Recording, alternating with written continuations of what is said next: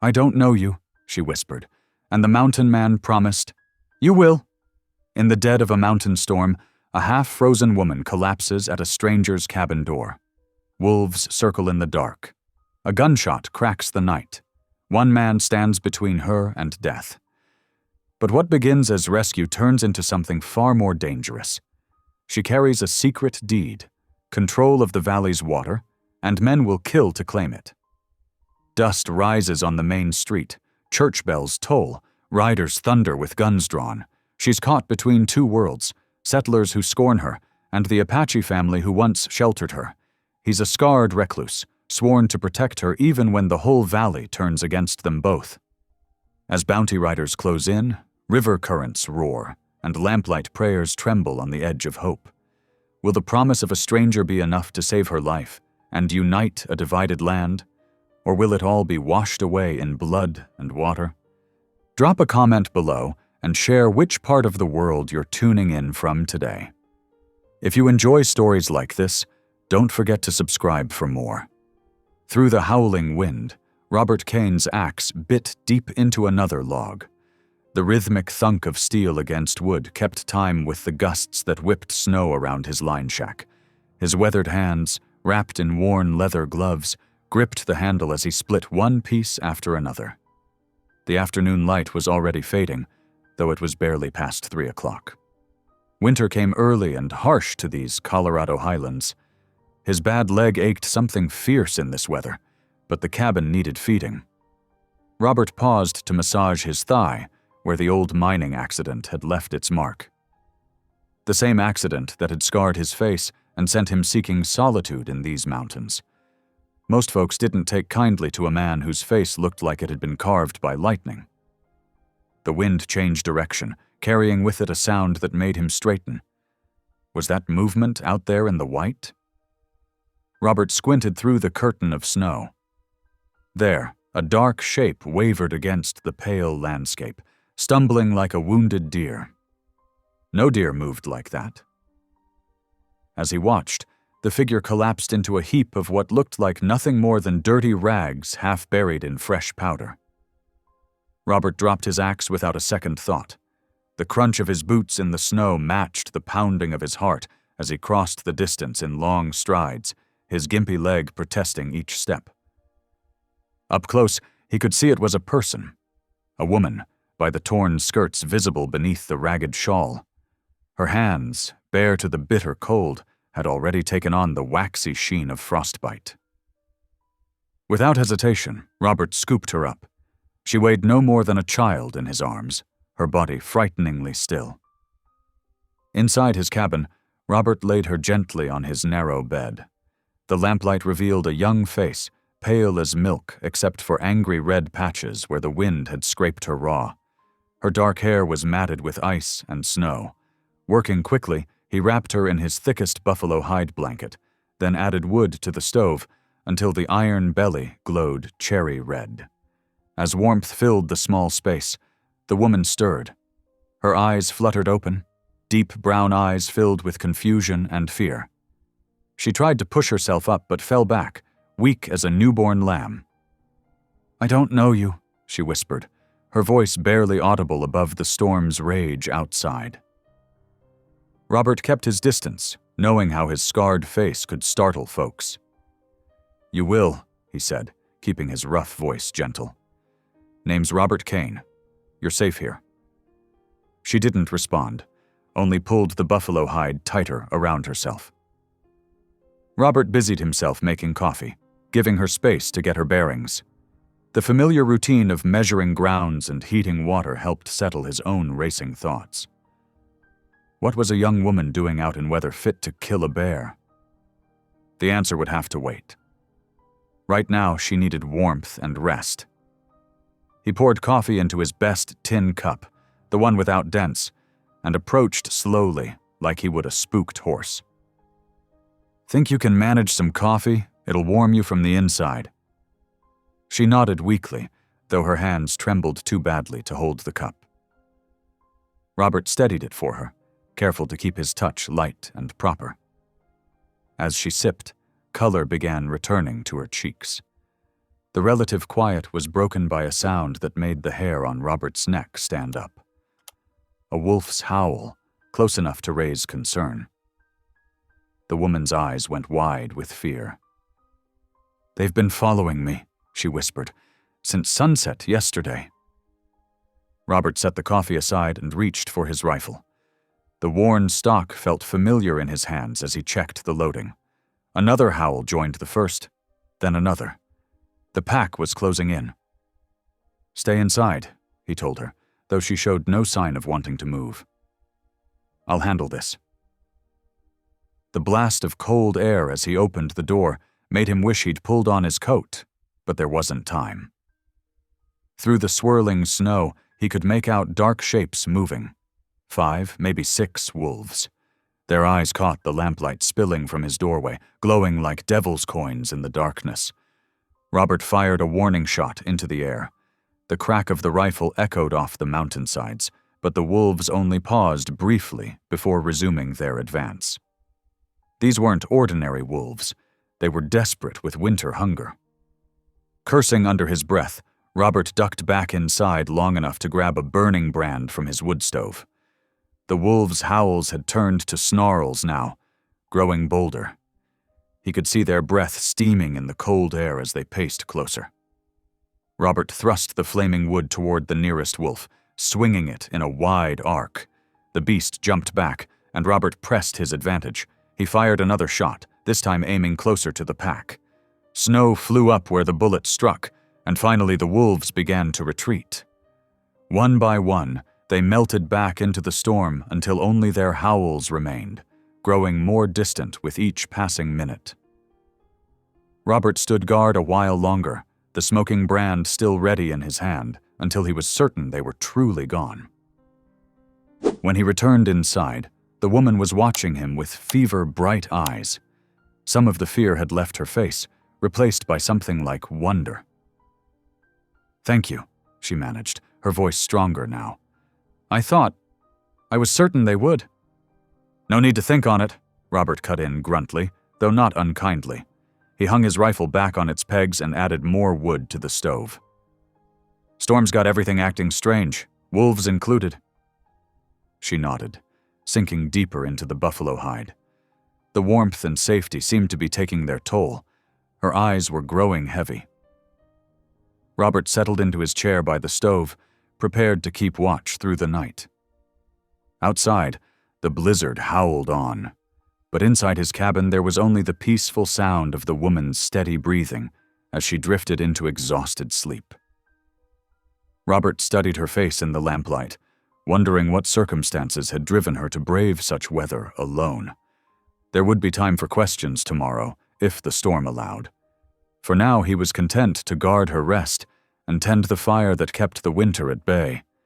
The night wore on, marked by the regular addition of logs to the stove and the occasional distant cry of a wolf. Each time that sound echoed through the darkness, Robert's hand would stray to his rifle, but the pack didn't venture near again. His unexpected guest slept deeply, warm and safe beneath the buffalo hide, while snow piled ever higher against the cabin walls. By the time false dawn began to lighten the eastern sky, the storm showed no signs of breaking. Robert knew they would be trapped here until it passed, a fact that seemed to bother him less than it probably should. As he watched the woman sleep, he couldn't shake the feeling that something important had changed in his life, as surely as the storm had changed the landscape outside. He pushed the thought aside and focused on practical matters. His stores would feed 2 for a while, and he had plenty of firewood split. Whatever tomorrow brought, they would face it warm and fed. For now, that would have to be enough. Dawn crept into the cabin like a timid creature, pale light seeping through frost-covered windows. Robert had kept the fire stoked through the night, feeding it precious wood to keep the bitter cold at bay. His guest still slept, though her rest had grown fitful as morning approached. The storm had settled into steady snowfall, no longer howling but persistent enough to blanket the world in white silence. Robert moved quietly, heating water and preparing a simple broth from dried meat and herbs. His supplies weren't fancy, but they'd do for someone recovering from the cold's bite. When he noticed her stirring, Robert gathered clean rags and the jar of salve he'd traded for last summer. Her hands would need tending. Frostbite was nothing to take lightly in these mountains. "Ma'am," he said softly, not wanting to startle her. "Need to look at those hands of yours." She blinked awake, confusion flickering across her face before memory returned. Slowly, she emerged from the buffalo hide cocoon, wincing as she tried to move her fingers. Robert set a bowl of warm water nearby and held out his own rough hands, palm up. "May I?" After a moment's hesitation, she nodded, extending her frost-nipped hands. Robert worked with gentle care, first washing away the mountain's chill with melted snow warmed to just the right temperature. Her skin was angry red in places, white in others, signs of bite that worried him. "This salve helps," he explained, uncorking the jar. The sharp scent of herbs filled the air between them. "Learned about it from mountain folks who know their business." She didn't pull away as he worked the medicine into her damaged skin, though he could feel her trembling. Whether from pain or fear, he couldn't tell. "I'm Avery," she said suddenly, her voice stronger than the night before. "Avery McCrae." Robert nodded, continuing his careful work. "Pleased to meet you properly, Miss McCrae." "Just Avery," she corrected, then fell silent as he wrapped her hands in clean strips of cloth. When he finished, Robert poured her a cup of broth. "Small sips," he advised. "Your body needs to remember what warm feels like." She accepted the cup, managing it awkwardly with her bandaged hands. After several careful swallows, she spoke again, her voice barely above a whisper. "There are men looking for me. Bad men. I had to run." Robert kept his face neutral, adding wood to the stove. "Reckon that's your business to tell or keep?" "You're not curious?" "Curious gets folks killed sometimes," he replied, settling into his chair. "Rather just make sure you're warm and fed." Something in his matter-of-fact acceptance seemed to reach her. Tears welled in her eyes, though she blinked them back quickly. "Everyone thinks I died," she continued, the words coming faster now. "Years ago, in the spring floods. But I didn't die. The river, it carried me downstream. Apache families found me, saved me. They became my family when I had none." Robert listened without comment, noting how she spoke the word Apache with respect, and something like longing. Her story wasn't unheard of. The mountains held many such tales of loss and unexpected mercy. "They taught me their ways," Avery went on, "their language, their prayers, how to read the land and sky. I learned—" She broke off, tensing suddenly. Robert heard it too. Hoofbeats muffled by snow, approaching from the north. He moved to the window, careful to stay hidden as he peered out. "Down," he whispered sharply. "Away from the windows." Avery slid to the floor beside the bed, pulling the buffalo hide with her. Robert watched as two riders emerged from the swirling snow, their horses stepping carefully through the drifts. They paused near his cabin, scanning the ground. The men were well armed, their clothes speaking of money rather than trail work. One pointed toward the fresh woodpile, and Robert's heart quickened. But the heavy snowfall had hidden any tracks from yesterday, and after a few tense minutes, the riders moved on. Robert waited until the hoofbeats faded completely before speaking. "Bounty men?" Avery nodded, clutching the hide around her shoulders. "They work for men who want my father's land claim. I have proof of where the real boundaries lie, documents that could stop them from taking water rights that don't belong to them." "Dangerous thing to carry," Robert observed, helping her back onto the bed. "More dangerous to let them steal what isn't theirs." There was steel in her voice now, despite her obvious fear. "My father died protecting those water rights. They belong to everyone who lives in the valley, settler and Apache alike." Robert began preparing their evening meal, considering her words. He'd heard about the water disputes down in the valley, cattle barons trying to control every creek and spring, forcing out smaller ranchers and tribal families alike. The kind of fight that could get a person killed. As the day's light faded, he set out bowls of beans and fresh-baked cornbread.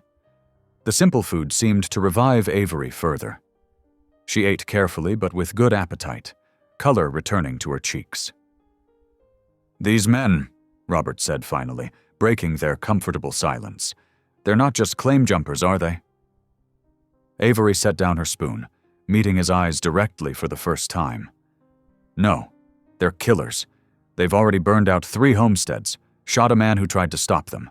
The law won't touch them because they work for men with money."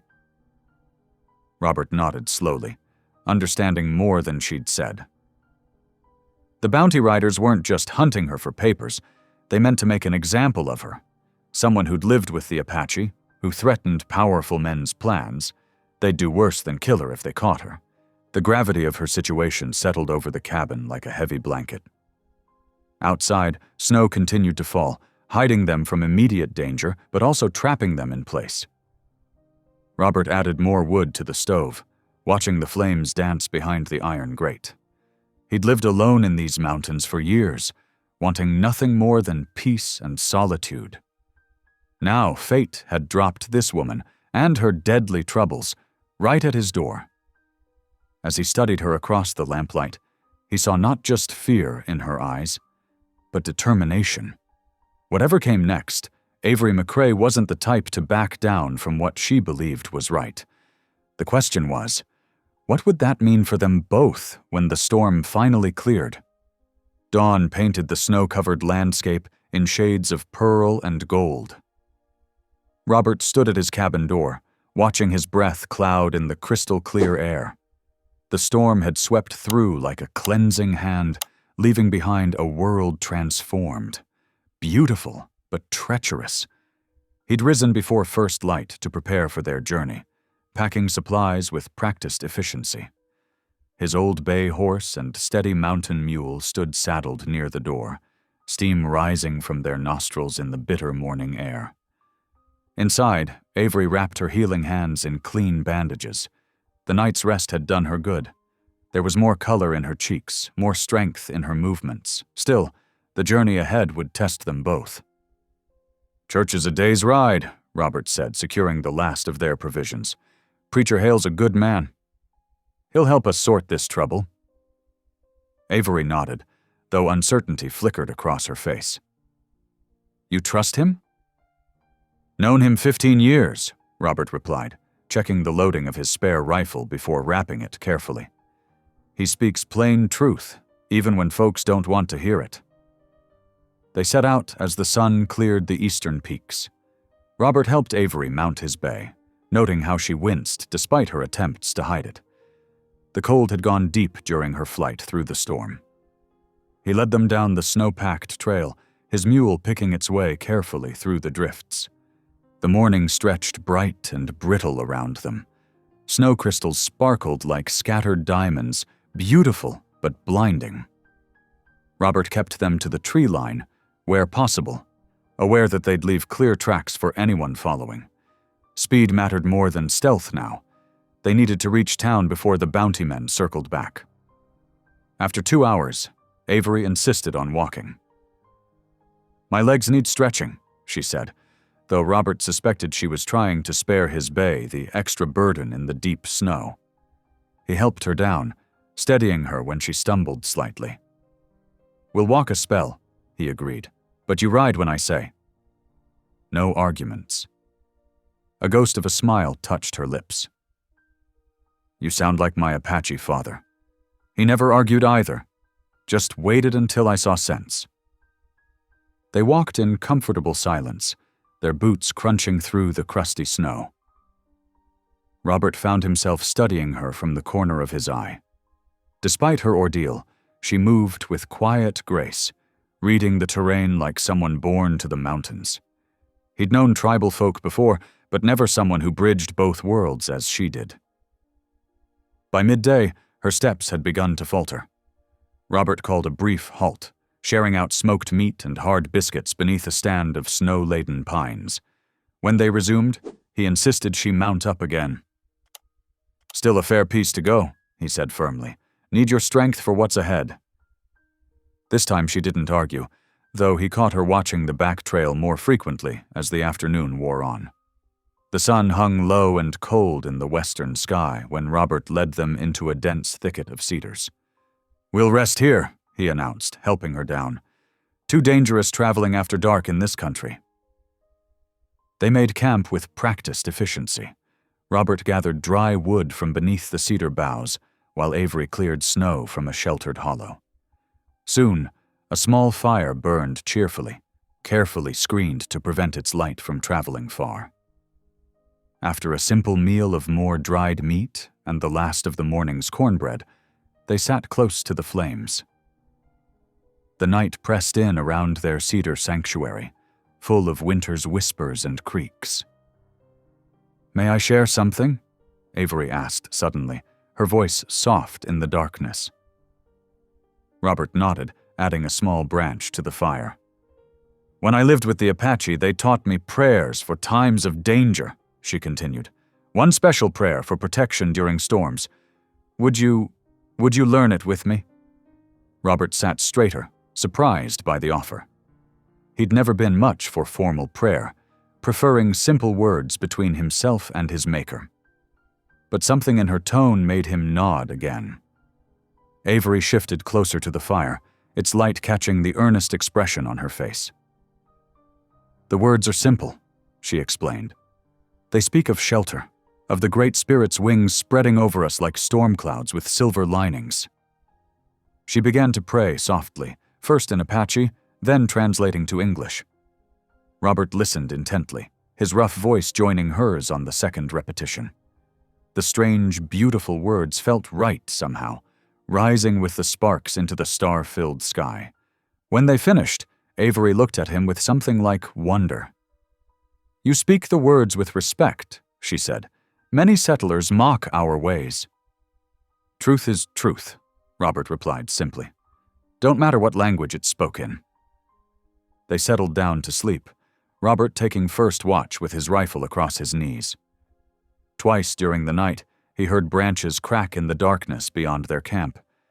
Each time he rose silently, moving to defensive positions until he was certain no threat approached. Avery woke at his movements but remained still and quiet, understanding the need for vigilance. They broke camp before dawn, eating a cold breakfast while loading the animals. The rising sun found them already 2 hours down the trail, making good time through the gradually thinning snow. As the morning wore on, the land began to change. The steep mountain slopes gave way to gentler foothills. Here and there, smoke rose from distant homesteads. Finally, near mid-morning, they crested a rise and saw the town spread out below them. It wasn't much, a scatter of wooden buildings, a few painted houses, and the white church steeple rising proud against the blue sky. Robert felt Avery tense beside him. "Having second thoughts?" "No," she said firmly, though her hands tightened on the reins. It's been so long since I walked among settlers. Sometimes I forget how to be what they expect." "Be yourself," Robert advised. "Ain't no other way worth being." They rode down into town, drawing curious glances from the few people abroad. Robert led them straight to the church, a simple white-painted building with a small cabin beside it for the preacher's use. The church door opened as they dismounted.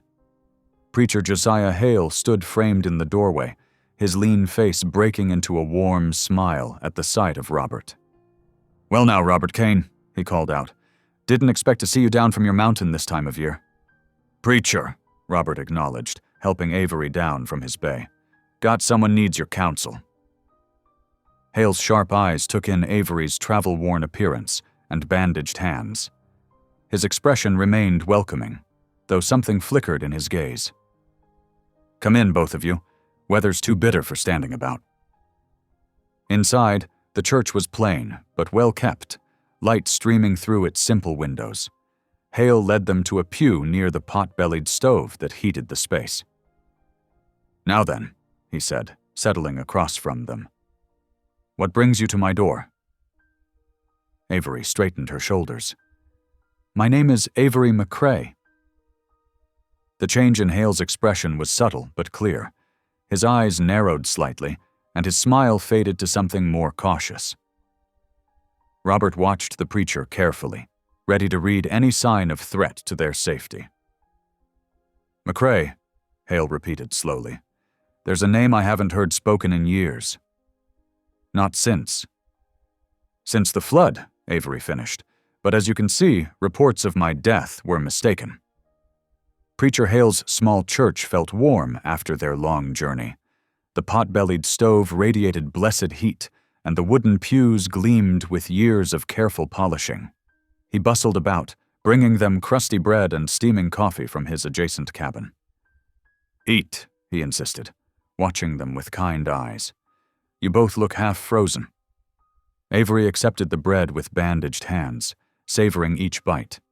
Robert noticed how she sat straight-backed in the pew, as if trying to remember old manners from her life before the flood. The late afternoon light filtered through the simple glass windows, casting long shadows across the plank floor.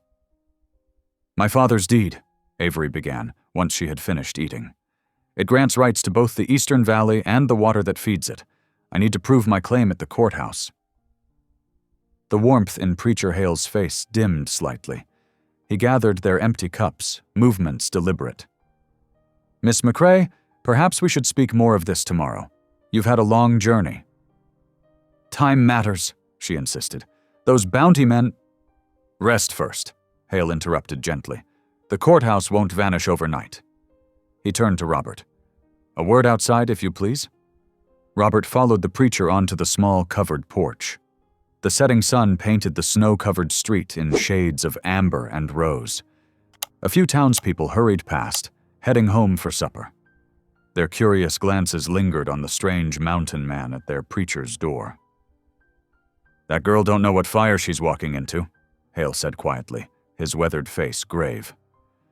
Since her father's death, that land's been carved up between the big ranchers.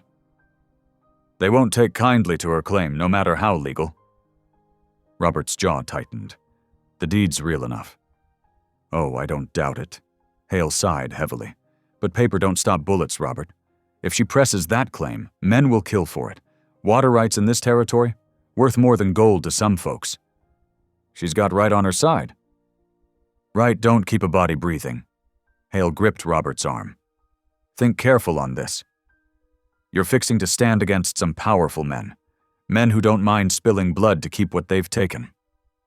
Inside the church, Avery's clear voice lifted in song. She had opened the hymnal, singing softly as she remembered the words from her childhood. A few townspeople, drawn by the evening service bell, filed in and joined her melody. The simple harmony floated out to where the men stood. Robert watched through the window as Avery sang. Despite everything, her face held a fragile peace in the lamplight. The townsfolk around her kept their distance, but their voices blended with hers in the familiar hymn. I aim to see her safe, Robert said finally. Whatever comes. Hale nodded slowly. Then God go with you both. You'll need his help before this is done. That night, Robert insisted on keeping watch. He settled near the stove, his rifle close at hand, while Avery slept on a pallet in Hale's cabin. The preacher had offered her his own bed, but she declined, preferring the simple floor near the hearth. As the hours crept past midnight, Robert stayed alert, listening to the winter wind moan around the church eaves. His thoughts drifted to his own exile from town life, years ago after the mining accident. The whispers had followed him then too, about his scars, about the men who died. Easier to retreat to his mountain shack than bear those stairs. Now here he sat, by choice, about to draw those same stairs again. Dawn came with heavy clouds and biting wind. Robert woke Avery early, knowing they needed to move soon. Already he could hear activity in the street. Too many voices, too early for normal morning business. When they stepped outside, a small crowd had gathered. Whispers cut sharp as razor strops through the cold air.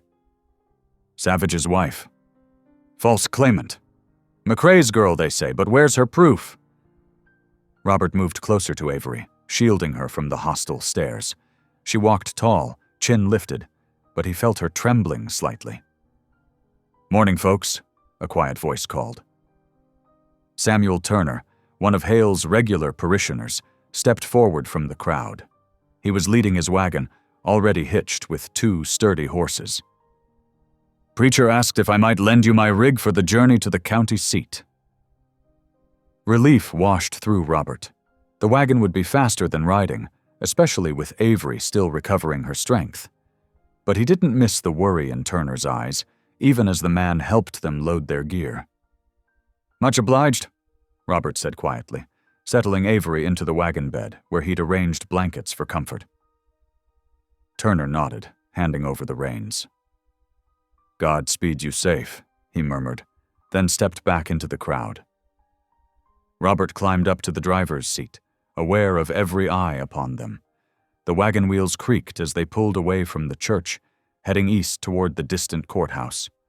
Behind them, the whispers grew louder, carrying on the wind like dry leaves. Avery huddled deeper into the blankets, her face drawn. "They hate me," she said softly, "for living with the Apache.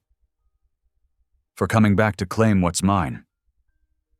"Fear makes folks mean," Robert replied, keeping his eyes on the road ahead. "Don't make them right." They passed the town limits, the wagon swaying gently as it found the rutted track that led toward the county seat.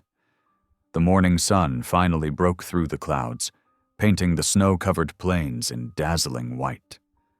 Robert clicked to the horses, urging them to a steady pace. Behind them, the town slowly faded into the distance, its church steeple the last thing visible against the pale winter sky. Robert thought of Preacher Hale's warning, of the powerful men who wouldn't want Avery's claim proved true. His rifle lay close at hand, and his eyes scanned the horizon constantly. The day stretched ahead, promising hard travel and harder confrontations to come. But Robert felt a strange peace settle over him. Right or wrong, dangerous or safe, his path was chosen. He'd see this through, whatever it cost. Beside him, Avery began humming one of the hymns from the night before. Her voice carried soft and clear in the crisp morning air, a quiet defiance against all who would deny her place in this land. The wagon wheels groaned against frozen ruts, each jolt sending shivers through the wooden frame. Robert kept the horses at a steady pace, his eyes scanning the winter-pale horizon. Behind him in the wagon bed, Avery huddled deeper beneath the thick patchwork quilt Samuel Turner's wife had tucked around her before they left. The morning sun cast long shadows across the snow-crusted prairie, but brought little warmth. Robert's breath frosted in the air as he guided the team around ice-slicked hollows. His old leg wound throbbed with each bump, though he kept his discomfort hidden. Near midday, they approached a stream, its surface frozen except where fast water churned beneath. Robert drew the horses to a halt, the wagon creaking as it settled. "Need to water them," he said, voice rough from hours of silence, "and break some ice for drinking." Avery stirred beneath her quilt. "I'll help." She climbed down carefully, her bandaged hands still tender from frostbite. Robert's leg nearly buckled as he stepped from the driver's seat. The cold had worked deep into the old injury, making the scarred muscle seize. He caught himself against the wagon wheel, trying to mask his stumble. But Avery's keen eyes missed nothing. "You're hurting," she said simply. It wasn't a question. "Old wound," he muttered. "Gets stiff in weather like this." She nodded, then turned to dig through her small bundle of belongings. "I gathered herbs yesterday while you were loading the wagon." "Sit. Let me tend it." Robert started to protest, but the sharp pain when he tried to straighten changed his mind. He eased himself onto a fallen log while Avery worked with the horses, leading them to where she'd broken holes in the ice. The animals drank eagerly, steam rising from their flanks. When she returned, she carried cloth strips and a handful of dried plants. Wild yarrow, she explained, crushing the herbs between her palms. And willow bark. The Apache showed me how to use them for pain. She knelt beside him, gesturing at his leg. May I? Robert hesitated. Few had seen his scars since the accident, let alone touched them. But there was no pity in Avery's eyes, only quiet understanding. He nodded once, rolling up his trouser leg. The twisted scar tissue wrapped from knee to ankle, marking where falling timber had crushed bone and muscle. Avery worked efficiently, wrapping the herbs in dampened cloth before binding them around his leg. Her touch was gentle but sure. The mining accident? She asked softly. 7 years passed. Robert watched her hands as she worked, remembering that dark day. Timber support gave way. 3 men died. I lived, but he gestured at his leg, then the scars that marked one side of his face. Folks don't cotton to reminders of such things. Easier to keep to myself up in the hills. Avery secured the last bandage, then sat back on her heels. My Apache mother taught me that scars are marks of survival, not shame. They show where the spirit proved stronger than suffering. She touched her own arm, where a faint white line traced from wrist to elbow. From the river, when I was young. It reminds me I lived when the water tried to take me. Robert felt something tight in his chest ease slightly. They sat in comfortable silence while the herb-soaked cloths worked their medicine. The pain gradually dulled to a manageable ache. The short winter day was already waning when they made camp near the stream. Robert built a small fire in a hollow, where its light would be hidden by the banks. They shared jerky and hard biscuits, watching stars emerge in the deepening blue above. Tell me about your years alone, Avery said quietly, after the accident. Robert stared into the flames, weighing his words. Took me months to heal enough to walk. By then the whispers had started. Folks called it bad luck to look at my face, said I carried death's mark from the cave-in. He prodded the fire with a stick. Found an old line shack up high. Fixed it up. Learned to trap and hunt, to need no one. Reckoned it was better that way. And now? Her voice held no judgment, only gentle questioning. Now? He looked at her across the fire, seeing how its light softened the wariness in her features. Now, I reckon lonely ain't always better. The crack of a rifle shot shattered the quiet. Both of them froze, listening as the echo rolled across the prairie. Another shot followed, closer. Bounty men, Avery whispered, fear threading through her voice. Testing to see if anyone fires back, shows their position. Robert was already moving, kicking snow over their small fire.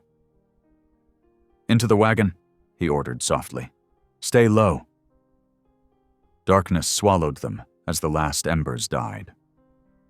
Robert crouched beside the wagon wheel, rifle ready, while Avery huddled silent beneath the quilt. Minutes crept past. Another shot rang out, further away now, towards the east. They waited, barely breathing, as the night deepened around them. The horses shifted nervously, but Robert had hobbled them close to the wagon where their movement wouldn't draw attention. An hour passed, then another. No more shots disturbed the prairie night. Finally, Robert's shoulders eased slightly. They've moved on, he murmured. Likely make camp soon themselves. Try again tomorrow. Avery's hand found his shoulder in the darkness. Thank you, she said softly, for not leaving me to face them alone. He covered her hand with his own for a moment, rough palm against her smaller fingers. No more words were needed. They slept in shifts, Robert taking first watch despite Avery's protest about his leg. The herb wrappings had helped enough that he could move without wincing, though the cold still bit deep. Dawn arrived pale and silent. They broke camp quickly, loading the wagon while steam rose from their breath in the frigid air. As Robert climbed stiffly to the driver's seat, he felt different than he had the day before. lighter somehow, as if sharing his long-held hurts had eased their weight. Beside him, Avery wrapped herself in the quilt again, but her eyes were clear and determined as they searched the horizon. The night's honesty had changed something between them, cementing their trust in ways words couldn't fully express. The wagon creaked into motion, wheels crunching through frost-rimed grass. They still had far to go, and danger dogged their trail. But they faced it together now, two souls who had learned that survival meant more than simply staying alive. The county seat emerged from the morning mist like a painting coming into focus. Its main street, lined with false-fronted buildings, ran thick with brown slush as the winter sun worked to melt days of accumulated snow. Robert guided the wagon carefully through the mess, mindful of deeper ruts hidden beneath the surface. Avery sat straighter beside him, her shoulders tense. The courthouse dominated the far end of the street, a two-story brick building with white columns that seemed to lord over the smaller shops and offices. Its windows gleamed in the pale sunlight, watching their approach like suspicious eyes. "Ready?" Robert asked quietly as he drew the wagon to a halt. Avery nodded, though her hands twisted in the folds of her skirt. "I've dreamed of this moment for years," she whispered. "Now that it's here..." She took a deep breath, squaring her shoulders. "Yes, I'm ready." Robert helped her down from the wagon, his strong hands steady at her waist. Together they climbed the courthouse steps, their boots leaving wet prints on the wooden planks. The heavy door creaked as they entered, the sound echoing in the high-ceilinged foyer. A clerk looked up from his desk, his spectacles catching the light. His welcoming smile faded as he took in Avery's weathered clothes and Robert's scarred face. "Can I help you?" he asked, his tone cooling considerably. Avery stepped forward. "I'm here about my father's land claim," she said firmly. "James McCrae's deed from 1857. The clerk's eyebrows rose. "McCrae? But that family?" He stopped, studying her more closely. "You claim to be James McCrae's daughter." "I am Avery McCrae." Her voice rang with quiet certainty. "I survived the flood that took my father. I've come to claim what's rightfully mine." The clerk hesitated, glancing between her and Robert. "Wait here," he said finally, rising from his desk. He disappeared into a back room, leaving them standing in the silent foyer. Minutes stretched like hours before he returned, struggling under the weight of several leather-bound ledgers.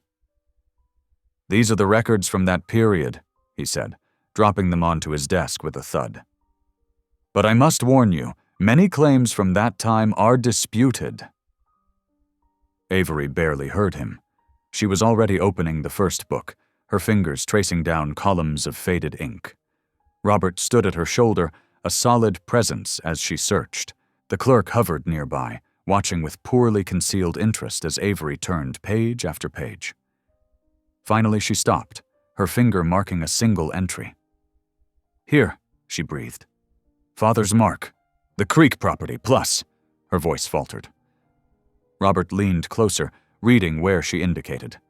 The deed's boundaries stretched far beyond the Settlers' Creek, encompassing the stream that fed the Apache Reservation's water supply. The very people who had taken her in, taught her their ways, and saved her life would lose their water rights if she claimed her full inheritance. Avery swayed slightly. Robert's hand found her elbow, supporting her as the implications sank in. "I can't," she whispered. "I can't take their water." "They're my family, too." "There might be another way," Robert said softly. His voice, though rough, held gentle wisdom. "Justice don't always mean taking everything you're owed. Sometimes it means finding a way to share." The clerk cleared his throat. "The deed is clear enough," he said. "But filing a claim would require..." "Time," Robert cut in. "We'll need time to consider the proper course." He guided Avery toward the door, away from the clerk's curious stare. "Thank you for your help." Outside, The afternoon sun had warmed the air enough to send water dripping from the courthouse eaves. Avery stood still, face turned up to catch the drops. "All these years," she said quietly, "I thought claiming Father's land would make everything right. Now I see it only brings more wrong." "You've got a good heart," Robert replied. "We'll find a way to honor both your fathers, the one who gave you birth and the one who taught you mercy." They collected their wagon and made their way to a nearby boarding house. The building stood 3 stories tall, its weather-beaten sign promising clean rooms and hot meals. Robert helped Avery down, then spoke quietly with the landlady who appeared in the doorway. She was a round-faced woman with gray-streaked hair, her expression warming slightly at Robert's courteous manner. "I've got a room for the lady," she said, "and another down the hall for you, sir. Supper's at 6 sharp." As they followed her inside, Avery noticed the sideways glances from other boarders. Their whispers followed like autumn leaves. Savage girl and scarred hermit rustling in their wake. The landlady shot them a quelling look, but the damage was done. Their rooms were small but clean, with narrow beds and washstands. Avery set her bundle down, fighting the urge to flee back to the mountains. Robert's quiet knock came at 6 o'clock, and together they descended to the dining room. The landlady had set places for them at a corner table, slightly removed from the other boarders. A pot of stew steamed in the center, accompanied by a loaf of fresh bread. The aroma filled the room, but Avery made no move to serve herself. Instead, she folded her hands and bowed her head. "Creator of all things," she began in a clear voice that trembled only slightly, "we thank you for this food and shelter. Guide us to use your gifts with wisdom, to share with all our relations as you share with us." The room had gone silent, every eye fixed on their table.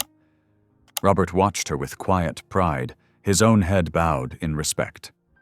When she finished, he passed her the bread without comment, but his eyes held understanding. The landlady bustled over with extra napkins, her earlier wariness softening. "That was a beautiful blessing, dear," she said quietly. "Pay no mind to idle talk. Hungry folks are always welcome at my table." As they ate, Avery felt some of her tension ease.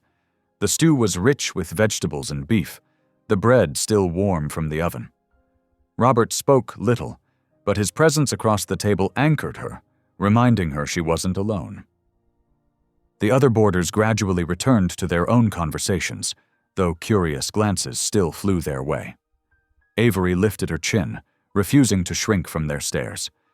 She had survived flood and frost, prejudice and loss. She would find a way through this challenge, too. "What will you do?" Robert asked softly as they finished their meal. Avery's fingers traced patterns in the condensation on her water glass. "I don't know yet," she admitted, "but I won't build my future by destroying others' lives. There must be a way to honor both my heritage and my heart." Robert nodded, understanding in his scarred features. "Whatever you decide," he said, "you won't face it alone." The landlady appeared to clear their plates, a kind smile crinkling her eyes. "There's pie for dessert," she offered. "Apple and sweet cream."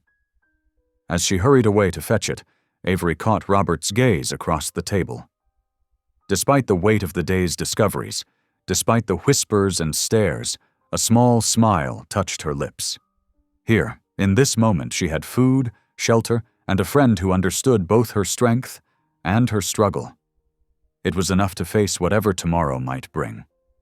Word traveled fast in small towns. By morning, every saloon and general store buzzed with the news. Avery McCrae had returned from the dead to claim her father's water rights. The very same Avery McCrae who'd vanished in the flood years ago, now grown and carrying papers that could change everything. Robert noticed the change as soon as they stepped onto the boardwalk. Conversations stopped. Faces turned cold. Outside the Golden Spur Saloon, a cluster of ranchers watched them pass, their expressions dark as storm clouds. "We need to move," Robert murmured, his hand gentle but firm on Avery's elbow. He guided her away from the main street, toward the white-painted church that stood on the edge of town. Its spire reached toward the morning sky like a finger pointing to heaven. Behind them, angry voices rose from the saloon. "McRae girl thinks she can take our water?" someone shouted. "Over my dead body!" Avery's steps quickened.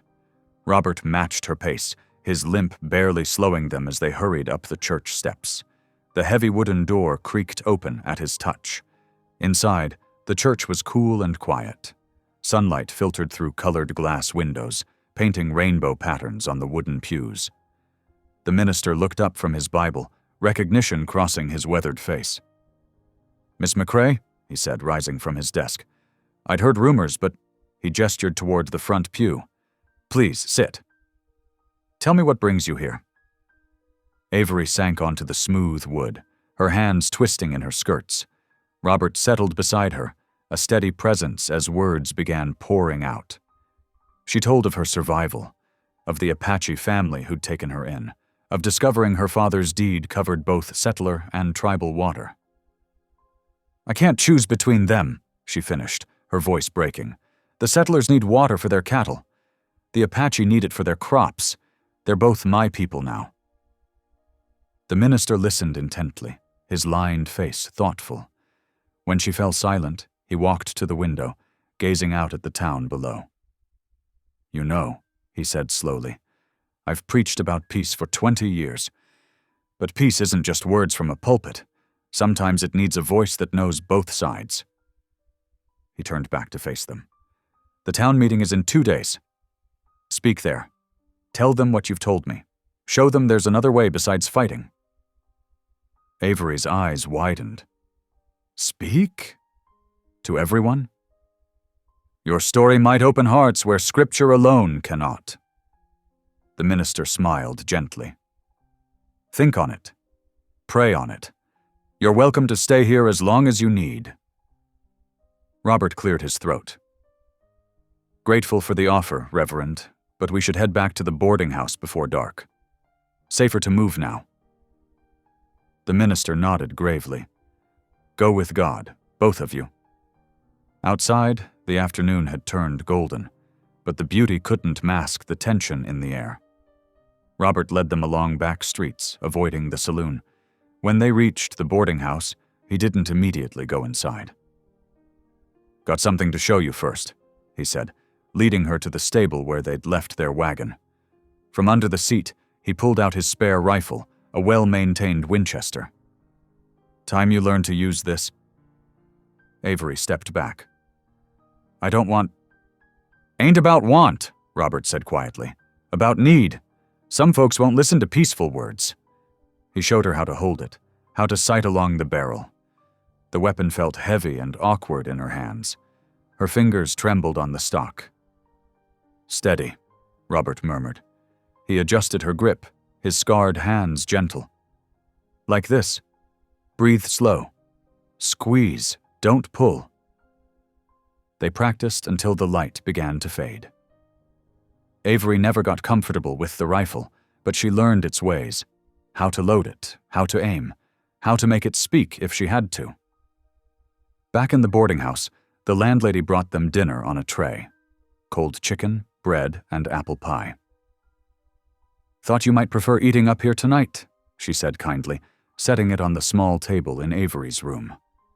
"Less fuss." Robert brought up his lamp, and they cleared space on the table. Avery pulled out paper and pencil, determined to write her speech for the town meeting. The blank page stared back at her. "How do I make them understand?" she whispered. Robert considered, rolling up his sleeves. "Start with what you know. Water ain't just water out here, it's life itself." Avery's pencil began to move. "The creek feeds us all," she wrote. "It doesn't care if hands are white or brown when they dip in to drink." Together they worked as the lamp burned low. Robert suggested simple words, remembering his own discomfort with fancy speech. Avery wove in Apache wisdom about the sacred nature of water, how it belongs to no one and everyone. "Your words," Robert said softly, watching her write. They're like water themselves, flowing over hard ground, making things grow. He touched his scarred cheek self-consciously. Reckon they might heal more than any deed could. Avery looked up, meeting his eyes in the lamplight. You truly believe that? Seen enough fighting over land and water, he replied. Never seen it make anything better. But words like yours, he gestured to her paper, might just give folks a chance to choose different. The landlady knocked softly, bringing fresh coffee. She paused in the doorway, smiling at their work. Heard you're speaking at the meeting, she said to Avery. Brave thing that. Foolish, maybe, Avery admitted. The landlady shook her head. Sometimes the foolish thing and the right thing are the same thing. She set down the coffee pot. My Charlie, rest his soul, used to say that. They worked late into the night, refining every word. Robert's practical suggestions balanced Avery's heartfelt phrases. When they finally finished, the speech spoke of shared stewardship, of water as a gift to be passed on, of strength in working together. It's good, Robert said, reading it one last time. True to both sides of who you are. Avery rolled the papers carefully, tying them with a faded ribbon from her pocket. Will it be enough? Robert's scarred face was serious in the lamplight. Truth usually is, if folks have ears to hear it. He stood, gathering the empty cups. Get some rest. Tomorrow we practice until you can say these words in your sleep. At the door, he paused. You're doing right, Avery McCrae. Whatever comes of it, remember that. Avery watched him go, then turned to the window. Stars wheeled above the sleeping town, the same stars that had guided her through years with the Apache, the same stars her father had used to survey his land. Somewhere between earth and sky, between past and future, there had to be a path to peace. She touched the rolled papers, feeling the weight of words that might build bridges or burn them. Tomorrow she would learn them by heart. Tomorrow she would prepare to stand before her neighbors, all her neighbors, and speak of water and wisdom, of sharing and survival. But tonight, in the quiet hours, she whispered a prayer in 2 languages, asking for strength to walk the narrow path between 2 worlds. Sunday morning painted the town in crystal light. Frost glittered on window panes and hitching posts as townspeople made their way to church, boots crunching on frozen ground. Inside the white clapboard building, oil lamps flickered against dark wood walls, warming the space as people filed in. Robert stood at the back, watching. His weathered hand rested near his holstered revolver as his eyes tracked each person who entered. Ranchers in their Sunday best sat stiffly in their pews, some nodding curtly to neighbors, others staring straight ahead. Town merchants and their families clustered together, whispering behind gloved hands. Then came the surprise that set tongues wagging. 3 Apache representatives walked through the door. They wore clean cotton shirts and dark trousers, but carried themselves with unmistakable dignity. The crowd parted, leaving empty pews on either side of where they sat. Avery waited in the minister's study, her hands smoothing the wrinkled paper of her speech. Her fingers trembled as she touched the faded ribbon holding the pages together. Ready? Robert asked quietly from the doorway. She looked up, managing a weak smile. No, but it needs doing all the same. The minister appeared behind Robert, his kind face serious. It's time, Miss McCrae. They're all seated. Avery stood, squaring her shoulders. She'd traded her trail-worn clothes for a borrowed dress from the landlady, simple blue cotton that made her look both younger and stronger somehow. Robert watched her walk to the front of the church, saw how she held her chin high despite the hostile stares. The minister raised his hands for quiet. Friends and neighbors, he began, we gather today not just for worship, but to hear words that might bring peace to our troubled waters. Miss Avery McCrae has returned to us, as if risen from the dead, and she brings a vision of how we might live together in harmony. He gestured to Avery, then stepped aside. The church fell silent as she unfolded her papers with trembling fingers. The only sound was the soft crackle of lamp wicks and the distant cry of a winter bird. "I stand before you," she began, her voice quiet but clear, "as daughter to two peoples." Her eyes swept the congregation, meeting both settler and Apache gazes. "The creek that runs through my father's land feeds us all. It doesn't ask if hands are white or brown when they dip in to drink." She spoke of her years with the Apache, of their teachings about water as sacred gift. She spoke of her settler father's dream of cattle grazing on green pastures. Her voice grew stronger as she continued, painting a picture of shared stewardship, of waters flowing free for all who needed them. "We can fight until the creek runs red," she said, "or we can work together, sharing what Creator has given us. The choice is ours." Robert watched faces in the crowd. Some softened, nodding slightly. Others darkened with anger. Bart Kendrick, owner of the biggest ranch north of town, surged to his feet. "Blasphemy!" he shouted. "Letting savages take what rightfully belongs to God-fearing folk." He jabbed a finger toward Avery. "You'll never live to sign away what's ours." He stormed toward the door, spurs jingling against the wooden floor. 3 other ranchers followed him out. The bang of the church door echoed through the sudden silence. But then something remarkable happened. Sarah Miller, wife of the general store owner, stood up. She walked to the front and took Avery's hand. "My garden withered last summer," she said clearly, "while Kendrick's cattle drank their fill upstream. Maybe sharing ain't such a bad notion." Others began to rise, the blacksmith nodding thoughtfully, a young farmer and his wife, even the telegraph operator who'd lost 2 children to fever during the last drought. They came forward one by one, shaking Avery's hand, murmuring words of support. But not all were convinced. Some turned their backs or spat on the floor before leaving. A few muttered threats under their breath as they passed Robert, though none quite met his steady gaze. The Apache representatives approached last. The eldest, his face lined with years of wisdom, spoke quietly to Avery in his native tongue. She replied with respectful gestures Robert recognized from their time at the cabin. The man nodded, satisfaction in his dark eyes. The minister called for a closing prayer, but the atmosphere had shifted. People gathered in small groups, some arguing, others speaking excitedly about possibilities. Robert made his way to Avery's side, noting how she swayed slightly with exhaustion.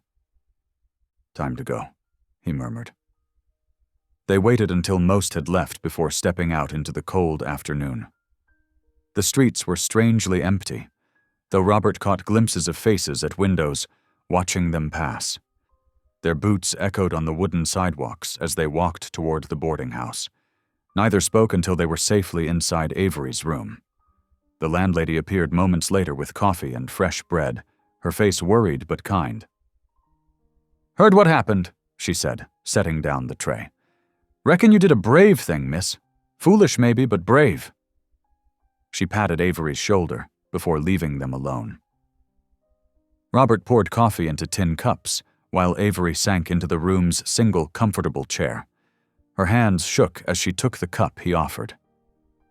"Did I do right?" she whispered.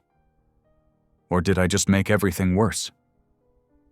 Robert settled on the straight-backed chair near the window, where he could watch the street below. "You spoke truth," he said simply. "Ain't never wrong, even when it stirs up trouble." They shared the bread in comfortable silence, each lost in thought. The coffee's warmth seemed to revive Avery somewhat. Color returned to her cheeks as she gathered the crumbs onto the tray. "Some of them listened," she said finally. "More than I expected." Robert nodded. "Enough to make a difference, maybe. If we can keep you alive long enough to sign those papers." The sun was setting now, painting the room's walls in deep gold. On the street below, a rider passed slowly, looking up at their window. Robert's hand moved to his revolver, but the man rode on. The town settled into evening quiet. broken only by distant piano music from the saloon and the occasional bark of a dog. Yet the air felt heavy with unspoken threats, like the stillness before a storm. Avery stood and walked to the window, gazing out at the darkening street. "I used to dream of coming back," she said softly, "of belonging here again. Now I'm not sure anyone truly belongs until we learn to share what we have." Robert watched her silhouette against the fading light, seeing both the settler's daughter and the woman who'd lived with the Apache, someone who could indeed bridge two worlds, if given the chance. "Get some rest," he said, rising. "Tomorrow we see about making those dreams of yours into law." He checked his revolver before stepping into the hallway, made sure it was clear. Inside, he heard Avery begin her evening prayers, first in English, then in Apache, the words flowing together like two streams joining into one river. The first pale light of dawn filtered through the boarding house window, casting long shadows across the worn floorboards. Avery sat at the small desk, her father's Bible open before her, when urgent knocking startled her from prayer. Robert, who had dozed in the hallway chair, was instantly alert, hand moving to his holster. But the voice that called through the door was friendly, if breathless. "Miss McCrae! Mr. Kane, important news!" Robert cracked the door to reveal young Thomas Wheeler, the courthouse clerk, his cheeks flushed from running through the cold morning air. "The judge agreed," Thomas whispered excitedly, glancing down the empty hallway. "You can sign the deed transfer tonight, after regular hours. He thinks it's safer, with fewer folk around." Avery's hands trembled as she closed the Bible. "Tonight?" she asked, hope and fear mingling in her voice. Thomas nodded eagerly. 8 o'clock sharp. Judge Crawford himself will witness it. He touched the brim of his hat. "Better I get back before anyone notices I'm gone." After the clerk hurried away, Avery and Robert shared a look heavy with meaning. One more day, one more night to survive before justice could be done. "We should stay somewhere safe until then," Robert said, his scarred face grave. "The church, maybe?" Avery nodded, gathering her shawl. The morning air bit sharp and clean as they stepped onto the boardwalk. Few people were about. A baker loading his cart, a stable boy leading horses to water. The church steeple rose against the brightening sky, promising sanctuary. Inside, the air still held traces of yesterday's lamp oil and incense.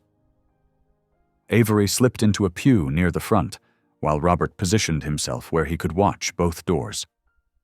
Morning light filtered through the high windows, painting rainbow patterns on the wooden floors. Hours passed in quiet prayer and contemplation. The minister brought them bread and coffee at noon, his kind face worried. "I've heard whispers," he warned softly. "Be careful tonight." Robert shifted in his seat, stretching his bad leg. "Reminds me of that first night," he said suddenly, breaking the afternoon silence. "When you came stumbling through the snow, wolves on your trail." Avery looked up from her prayers. "You saved me then." His face darkened. "Wolves at least kill clean when they're hungry. Men can be worse predators. Kill for sport, or spite, or greed." He touched his rifle stock. "And they're harder to scare off with fire." The hours crept by like molasses until finally the winter sun began to set. They waited until full dark before leaving the church, Robert checking the street carefully before letting Avery step out. The courthouse loomed ahead, its windows mostly dark except for a faint light in the judge's chamber. Their boots crunched on packed snow as they crossed the empty street. The night was bitter cold, their breath frosting in the air. Robert tensed first, hearing it, the soft creak of saddle leather from the alley. "Run!" he shouted, shoving Avery toward the courthouse steps. But it was too late. They emerged from the shadows like wolves, 6 riders, their faces hidden by bandanas. Guns flashed in the darkness. Robert fired back, his first shot dropping one man from his saddle. "Get inside!" he yelled to Avery, but 2 riders had already circled behind her. One swung down, grabbing her arms while she kicked and fought. Robert tried to reach her, but 3 men were on him at once. He fought like a mountain lion, brutal, desperate. His fists connected with flesh, his boots found ribs. But they were too many. A rifle butt crashed against his bad leg, sending him to one knee. Still he fought, until a heavy blow caught him behind the ear. The world swam, then went dark for a moment. When his vision cleared, he was face down in the snow. Blood ran warm down his neck. Through blurred eyes, he saw them binding Avery's hands, lifting her struggling form onto a horse. "No," he groaned, trying to rise. A boot caught him in the ribs, driving him back down. "Message from Mr. Kendrick," a rough voice said. "This is what happens to folk who don't know their place." Robert recognized the speaker, Caleb Stroud, the worst of the bounty riders. A man known for cruelty. "Take her up toward Broken Ridge," Stroud ordered. "I'll catch up after we deliver the rest of the message." Hoofbeats faded into the night as they rode away with Avery. Robert fought to stay conscious, knowing what was coming next. Through the ringing in his ears, he heard Stroud laugh. "Let's go pay a visit to that line shack of yours, boys." They dragged him to his feet, forced him onto a horse. The ride was a blur of pain and cold as they headed out of town, up into the foothills where his cabin stood dark against the starlit snow. The bounty men worked quickly, tossing oil-soaked torches through the windows. Robert watched, held between 2 men, as flames caught the dry wood. Soon the whole cabin was blazing, throwing wild shadows across the snow. "Remember this," Stroud said, his face lit red by the fire. "There's no place in this territory for people who side with savages." They left him there in the snow, watching as his home, the refuge he'd built after the mining accident, burned to ash and ember. The cold began to seep into his bones as the fire died down. "Avery," he whispered, his voice rough with smoke and despair. But only the wind answered, cutting sharp across the valley like a blade. He tried to stand, fell back into the bloodied snow. The world spun sickeningly. Somewhere in the distance, a wolf howled, a long, lonely sound that echoed his own helplessness. The last thing he saw before darkness took him was his cabin collapsing in on itself, sending sparks spiraling up into the vast, uncaring night. Consciousness returned to Robert like waves lapping at a shore. First came the sensation of soft furs beneath him, then the smell of wood smoke and sage. Pain followed, sharp in his ribs, dull in his head. He tried to open his eyes, but only one responded. The other was swollen shut. Through his good eye, he saw hide walls painted with intricate patterns. A small fire burned nearby, its smoke rising through a hole in the lodge's peak. An elderly woman stirred something in a clay pot, murmuring softly in Apache. "Be still," a man's voice said in English. "Your wounds are not yet healed." Robert turned his head carefully. A lean Apache man sat cross-legged nearby, watching him with calm, intelligent eyes. He wore a mixture of native clothing and settler garments, buckskin leggings, and a wool shirt. A Winchester rifle leaned against the wall behind him. "I am Henry," the man said. "We found you 3 days ago, half frozen by your burned cabin." 3 days? Robert tried to sit up, gasping as pain lanced through his chest. "Avery, they took her. I have to." "You have to heal," Henry said firmly, pressing him back down, "or you will be no help to anyone." The old woman brought a cup of bitter-smelling tea. Henry helped Robert drink it, explaining, "For fever and pain. Rest now. We will talk more when you are stronger." The tea pulled him back into darkness. He dreamed of Avery being dragged away into the night, her voice calling his name fading into wolf howls. Days blurred together. The old woman, who Henry said was called Morning Star, tended his wounds with herbs and poultices. Slowly, the swelling in his face subsided. His ribs stopped screaming with every breath. On the 4th day, Henry helped him walk outside the lodge. The Apache camp spread before them, a dozen lodges nestled in a protected valley. Children played in the snow while women worked at cooking fires. Warriors stood guard on the ridges above. "Why did you help me?" Robert asked, leaning heavily on a walking stick. Henry's eyes grew distant. "I knew Avery when she lived among us. After the flood, my sister's family took her in. She learned our ways, our prayers. She was kind to my children." He looked at Robert directly. "She belonged to both worlds, but trusted neither fully, like me." Robert nodded slowly. "She told me some about her time here, said it saved her life, learning your ways. And now you want us to help save hers." It wasn't a question. "I can't do it alone," Robert admitted. "Those men, they're killers. And he gestured at his battered body. Henry was quiet for a long moment. "Many here do not trust white men's quarrels. They say we should stay apart, protect our own people." "Avery is your people," Robert said fiercely. "She wants the water shared fairly, with your tribe too. That's why they took her, to stop her from making things right." "I will speak to the council," Henry said, "but first you must grow strong again." The next weeks tested Robert's endurance. Each morning he forced himself to walk further, though his ribs protested every step. Henry taught him to move quietly through snow, to read subtle signs of passage. In the afternoons, Robert practiced with his rifle, rebuilding his accuracy despite hands that sometimes shook with weakness. The Apache children watched him curiously. One boy, about 10 years old, brought him a carved wooden coyote. "For strength," he said shyly in English. "Coyote's clever, survives many things." Robert kept the carving in his pocket, touching it for comfort when pain or doubt gnawed at him. At night, he sat with Henry's family around their fire. Through the scout's translation, Robert told them of meeting Avery, of wolves and blizzards, of her dream of peace between peoples. He described her courage in the church, speaking to hostile crowds about sharing the water that gave life to all. The Apache listened intently.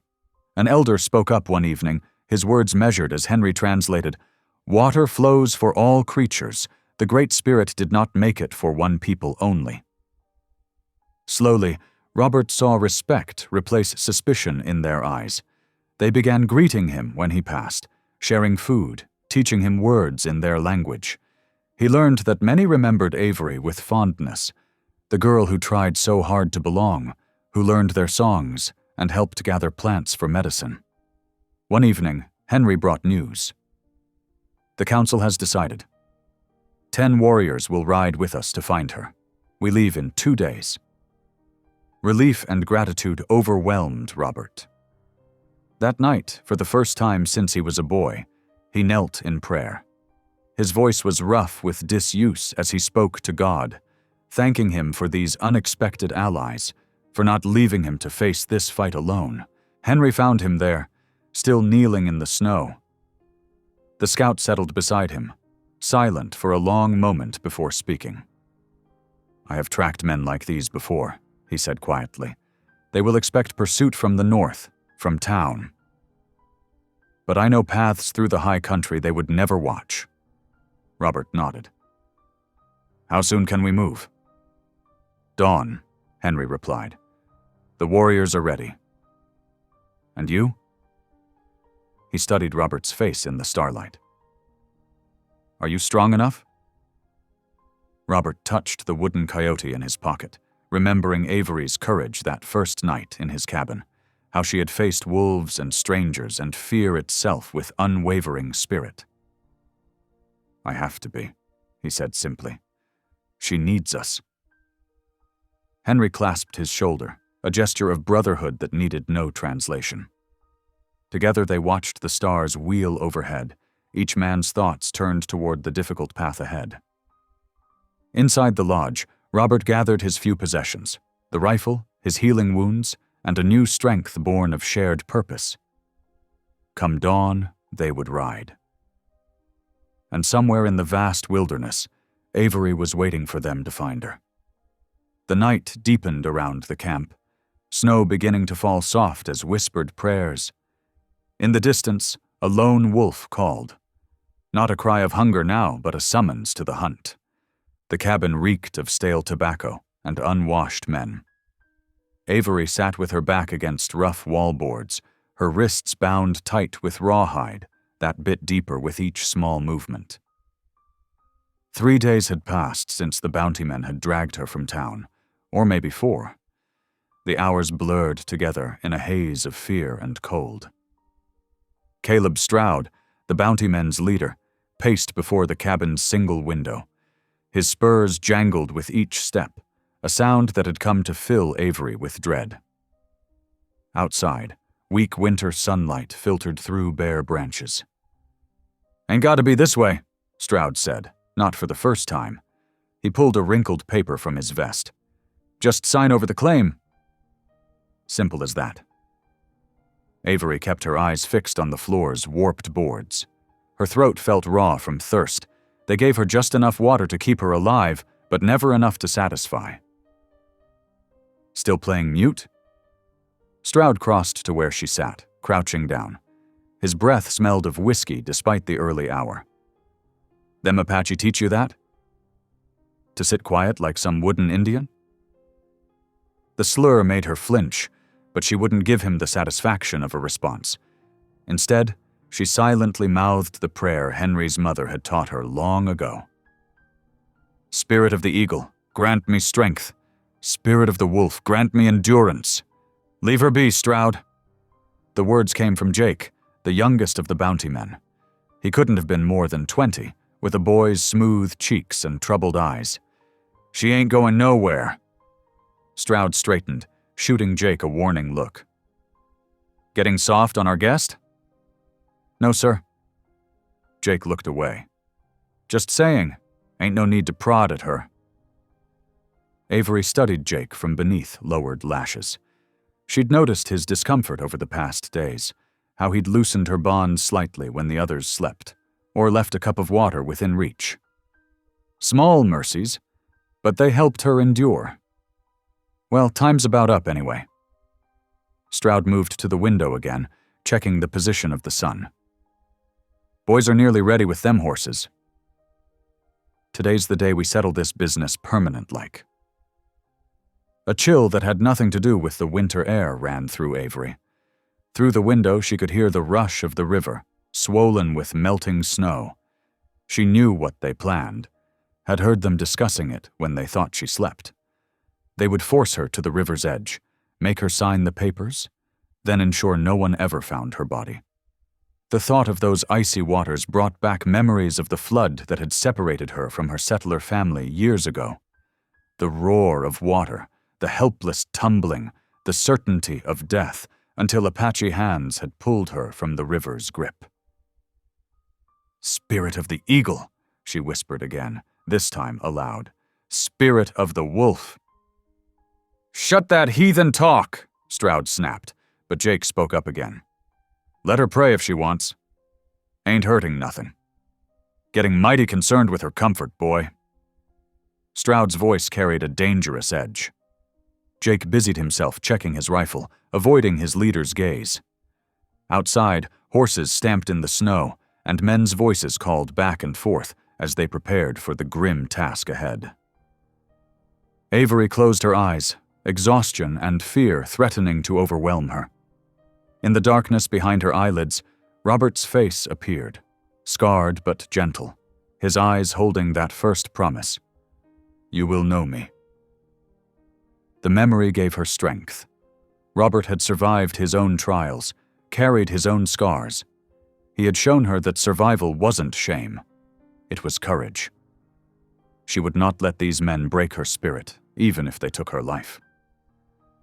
A commotion outside drew everyone's attention. Bootsteps approached the cabin door. "Stroud, river's rising fast with the melt. We ought to move now before it gets worse." Stroud nodded. "All right then. Jake, get her up. Time to finish this business." Jake hesitated only a moment before moving to Avery's side. His hands were gentle as he helped her stand on legs numbed by hours of sitting. She stumbled, and he steadied her, whispering so soft she barely heard, "I'm sorry." But sorry wasn't enough to stop him from leading her outside into the bitter morning air. The sun hung low over the eastern ridges, painting the snow in shades of rose and gold. Any other morning, it might have been beautiful. Today, it felt like nature's mocking farewell. 4 other bounty men waited with the horses, their faces hard as stone. They had been paid well to ensure Avery McCrae's claim died with her. The rushing river provided the perfect solution. Bodies that went into its winter waters rarely surfaced until spring, if at all. "Get them papers ready," Stroud ordered, mounting his horse. "We do this quick and clean." Jake helped Avery onto a spare horse, though her bound hands made it difficult to balance. The rawhide had rubbed her wrists raw, but she welcomed the pain.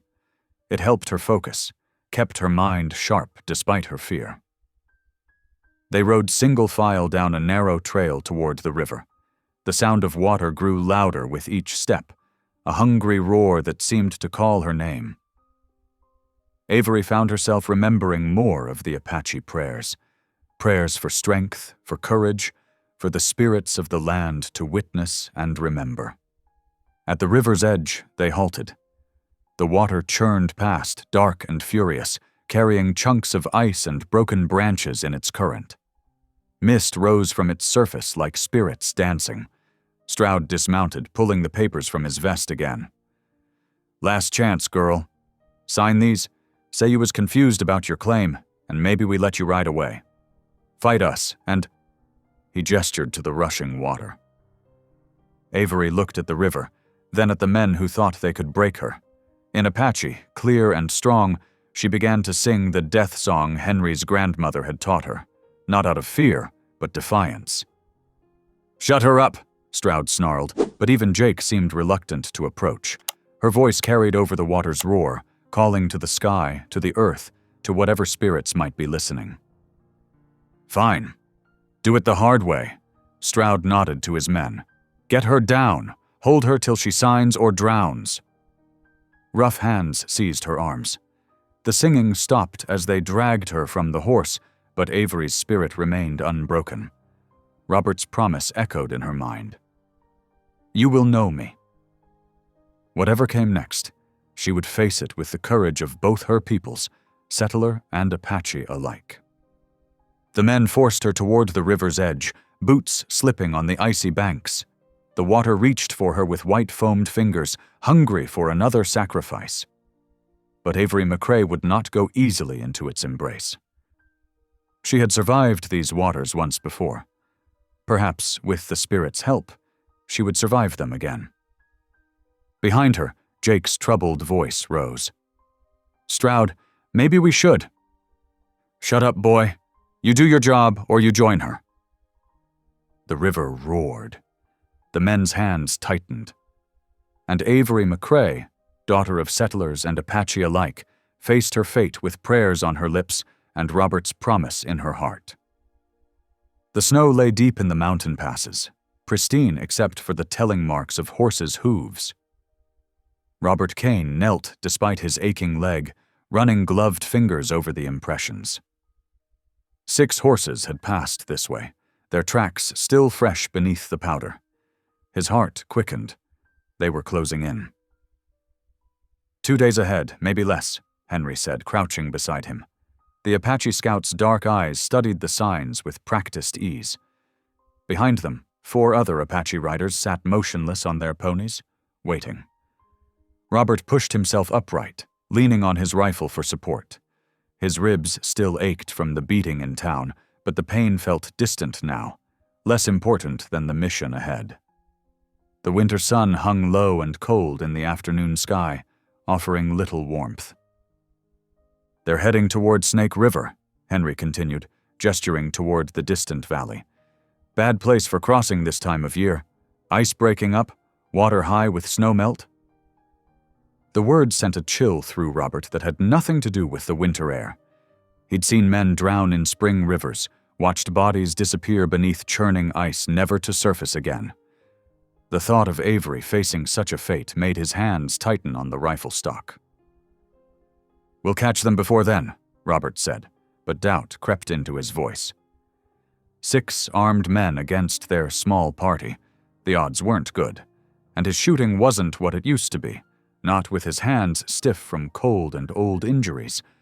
Henry must have sensed his uncertainty. The scout straightened, touching Robert's shoulder in a gesture of solidarity. "A man who stands for mercy does not stand alone," he said quietly. "The Creator sees his heart." Robert nodded, grateful for the wisdom. These past days traveling with the Apache had taught him much about dignity and patience. They could have dismissed him as just another white man, but instead they'd tended his wounds, shared their food, and now risked their lives to help rescue Avery.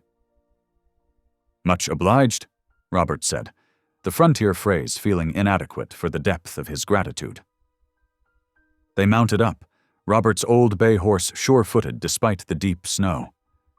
The afternoon stretched on as they followed the tracks, climbing higher into the foothills where wind-carved drifts created ghostly shapes against the darkening sky.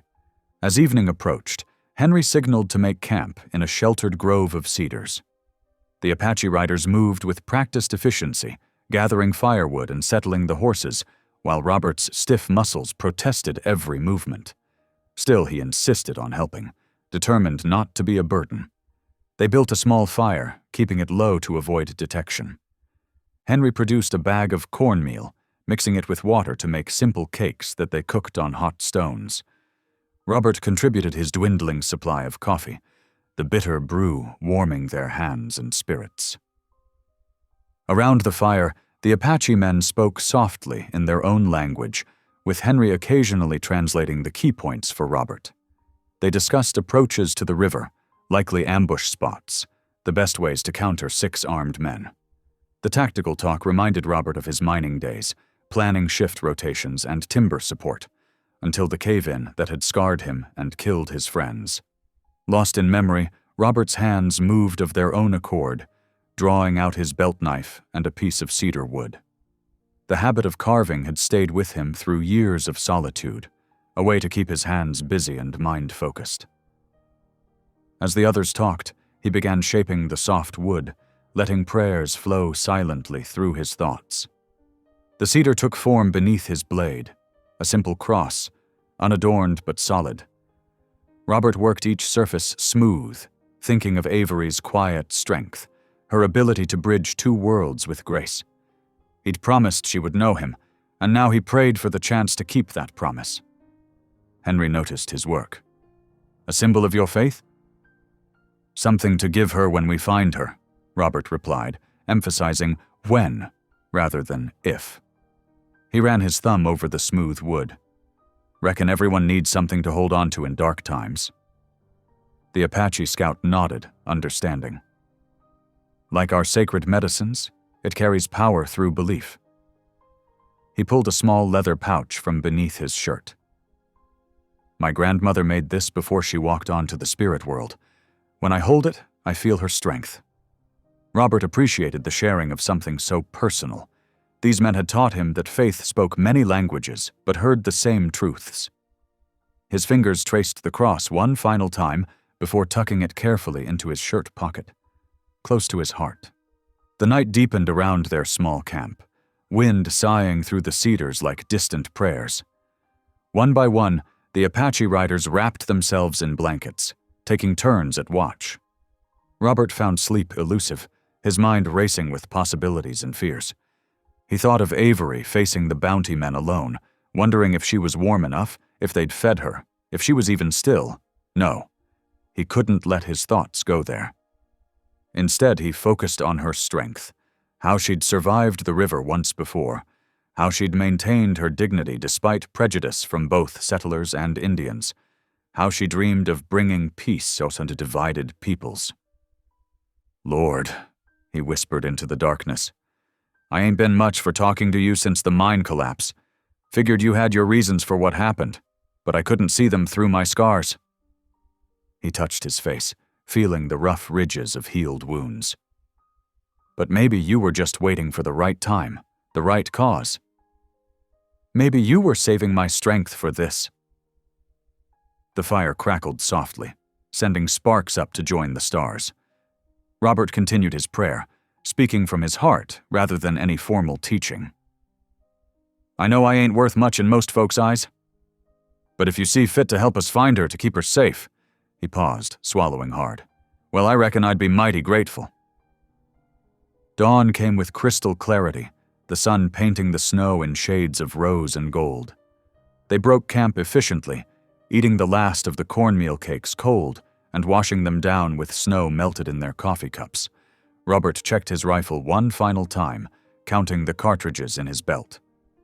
20 rounds. It would have to be enough. His leg protested as he mounted up, but he ignored the pain. Henry had said a man who stands for mercy doesn't stand alone, and looking at the determined faces of his Apache companions, Robert felt the truth of those words. "They will have guards posted," Henry warned as they prepared to ride. "We must be as shadow and wind." Robert nodded, settling his hat lower against the morning glare. The cross pressed against his chest, a solid reminder of purpose. Whatever lay ahead, he would face it with faith. Faith in God's plan, faith in his companions, and faith in Avery's strength to endure until they reached her. The rescue party set out at a gallop, snow flying from their horses' hooves. Their shadows stretched long across the pristine drifts, 6 riders moving as one toward whatever fate awaited them at the river. Robert's old bay horse ran strong and sure, as if sensing the importance of their mission. The morning sun climbed higher as they rode, melting the surface snow into a glittering crust. Robert's breath fogged in the cold air, his prayers continuing silently with each hoofbeat. Not eloquent prayers, but honest ones, for guidance, for strength, for mercy. Ahead, the land began to slope downward toward the river valley. Soon they would hear the waters roar, see the tracks leading to wherever the bounty men had made their camp. Soon they would face the confrontation that had been building since that first snowy night when Avery stumbled to his cabin door. Robert touched the cross through his shirt, remembering his promise, "You will know me." With God's help, he intended to keep it. The morning sun glinted off the frozen river, making the ice sparkle like broken glass. At the water's edge, 2 bounty men dragged Avery through the snow, her boots leaving desperate furrows. Her wrists were bound, but her spirit remained unbroken as they forced her to her knees at the river's edge. "Last chance," Caleb Stroud growled, yanking her head back by her hair. "Sign over the deed, or join your pa in that cold water."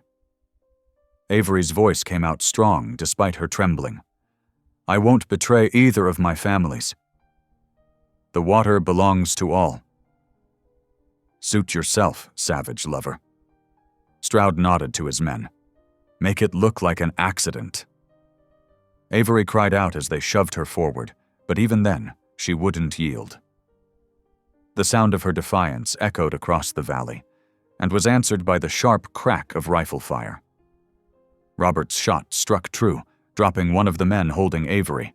Henry and the Apache riders burst from the tree line, their horses' hooves thundering across the frozen ground.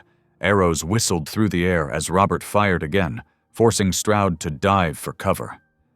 But in the chaos, Avery was pushed into the river. The current dragged her under, her bound hands useless against its power. Without hesitation, Robert threw aside his rifle and plunged into the freezing water after her. The cold hit him like 1,000 knives, stealing his breath. His bad leg seized, threatening to drag him down, but he forced himself forward. Through the murky water, he caught a glimpse of Avery's skirts swirling in the current. Robert lunged, his fingers catching the fabric. He pulled her close, fighting against the river's grip. His lungs burned for air as he kicked toward the surface. Around them, gunfire continued to crack across the water. Henry's voice rang out, commanding the Apache riders as they pressed their attack. Robert's head broke the surface with a desperate gasp. He held Avery tight against his chest as he struggled toward the bank. Her lips were blue, her eyes closed. "Stay with me," he pleaded, his voice rough with cold and fear. The riverbank was slick with ice, but Henry appeared above them, reaching down to help.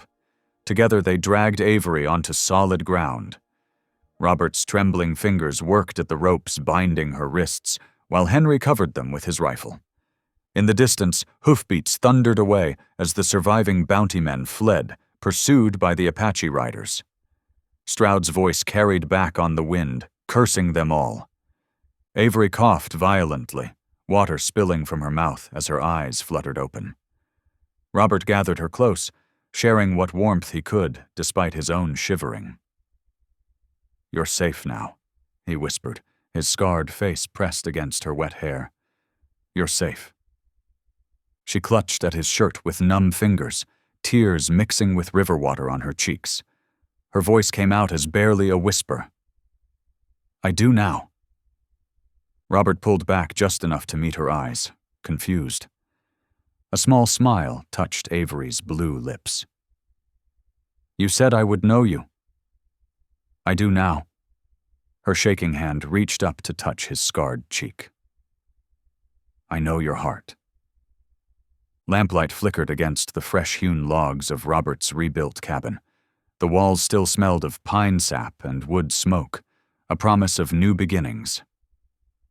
Outside, voices murmured as townsfolk and Apache leaders gathered in the clearing, their shapes dark against the setting sun. Inside, Avery sat at the rough-built table, her fingers tracing the grain of the wood. Robert moved carefully around her, setting out 2 tin cups of coffee. His leg was still stiff from the river rescue, but his eyes held a quiet contentment she had never seen before. "Strange to think," she said softly. "Just days ago, this valley echoed with gunfire. Now listen, children playing while their parents talk of peace." Robert nodded, settling into the chair beside her. Through the window, they could see Preacher Hale standing before the gathered crowd, his Bible open in his weathered hands. The setting sun painted everything in shades of gold and amber, making the moment feel sacred. "Your words started this," Robert said, his voice gentle. "You showed them a better path." Avery watched as Henry, the Apache scout who had helped save her life, stepped forward to stand beside the preacher. The 2 men faced each other with solemn respect, then turned to address both their peoples. Preacher Hale's voice carried through the evening air, strong and clear. "We gather to bless a new covenant. Let this stream run through 2 nations, feeding one people. As God's water nourishes all his creation without prejudice, so shall we share this blessing."